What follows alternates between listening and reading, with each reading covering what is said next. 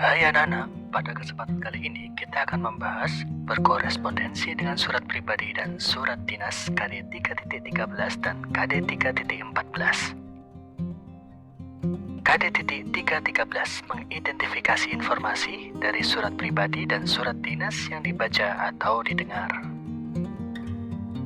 KD 3.14 menelaah unsur-unsur dan kebahasaan dari surat pribadi dan surat dinas yang dibaca atau didengar. Tujuan pembelajaran: siswa mampu menyimpulkan ciri umum surat pribadi dan surat dinas pada teks yang dibaca atau didengar. Siswa mampu menjelaskan perincian unsur dan struktur surat pribadi dan surat dinas. Surat pribadi.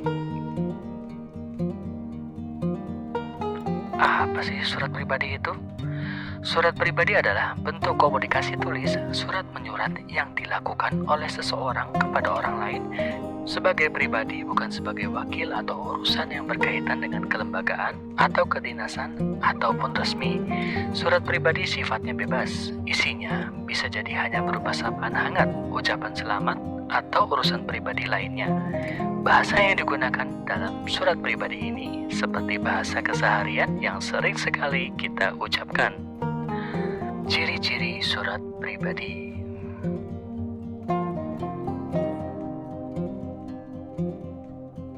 Surat pribadi merupakan bentuk komunikasi interaktif antara orang pertama dan orang kedua.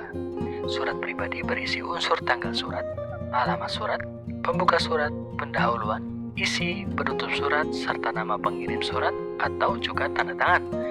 Isi surat pribadi berkaitan dengan masalah pribadi, menanyakan kabar, keperluan pribadi, dan tujuan komunikasi pribadi yang lain. Struktur surat pribadi. Kita simak contoh berikut ini ya. Bontang, 20 Maret 2021. Ibuku tersayang. Apa kabar ibu? Ibu, apa kabarnya ibu di rumah? Aku harap ibu selalu baik dan sehat. Ibu, aku sangat kangen sama ibu. Sudah 1 tahun aku merantau. Doain aku ya ibu, supaya lancar dalam mencapai cita-citaku dan aku ingin membahagiakan ibu dan adik-adik. Dan aku bisa pulang dan berkumpul dengan ibu lagi. Ibu jangan khawatir dengan keadaanku di sini. Aku sehat kok bu, doain aku ya. Udah dulu ya bu. Semoga keluarga sehat di sana, khususnya ibu.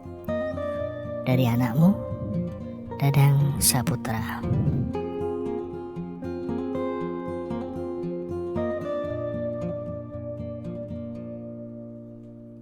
Penggunaan bahasa surat pribadi. Pilihan kata sapaan bersifat pribadi, kata emotif dan ekspresif. Bahasa surat pribadi tidak formal tetapi santun. Pilihan ragam bahasa tergantung siapa penerima surat. Menggunakan sapaan seperti orang bercakap, menggunakan kata ganti orang pertama untuk pengirim dan kata ganti orang kedua untuk penerima. Surat dinas. Apa itu surat dinas? Surat dinas adalah surat yang ditulis dalam situasi formal dan untuk kepentingan formal kedinasan. Surat ini dapat ditulis oleh pribadi kepada instansi atau atas nama suatu lembaga, pemerintahan, perusahaan, dan organisasi yang ditunjukkan kepada lembaga. Isi dalam surat dinas bersifat resmi dan mengandung topik kedinasan seperti pengajuan izin, surat lamaran pekerjaan, undangan rapat, dan sebagainya. Ciri-ciri surat dinas. Berisi tentang keperluan kedinasan yang bersifat resmi.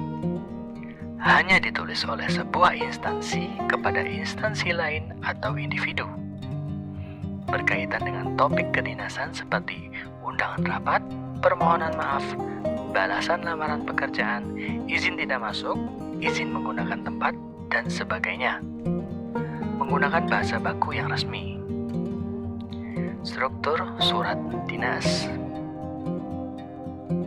Kita akan lanjut ke contoh ya. Surat dinas ada berbagai macam struktur. Kop surat, nomor, tanggal, lampiran, dan isi surat. Alamat, salam pembuka, paragraf pembuka, inti surat, paragraf penutup, salam penutup, nama dan tanda tangan pihak yang memperkuat surat.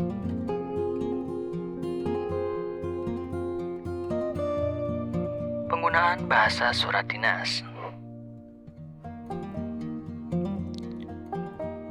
Bahasa surat dinas berupa pilihan kata, sapaan yang bersifat formal, berbahasa ragam baku, kata yang dipilih mengandung makna sebenarnya atau denotatif, bukan kiasan.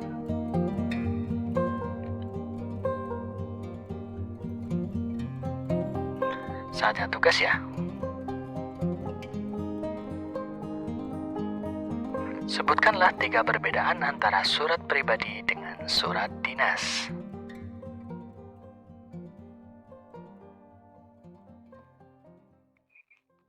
Demikian penjelasan singkat dari Pak Bu Guru. Semoga kalian tetap semangat belajar ya. Jangan lupa tetap patuhi protokol kesehatan agar terhindar dari pandemi virus corona.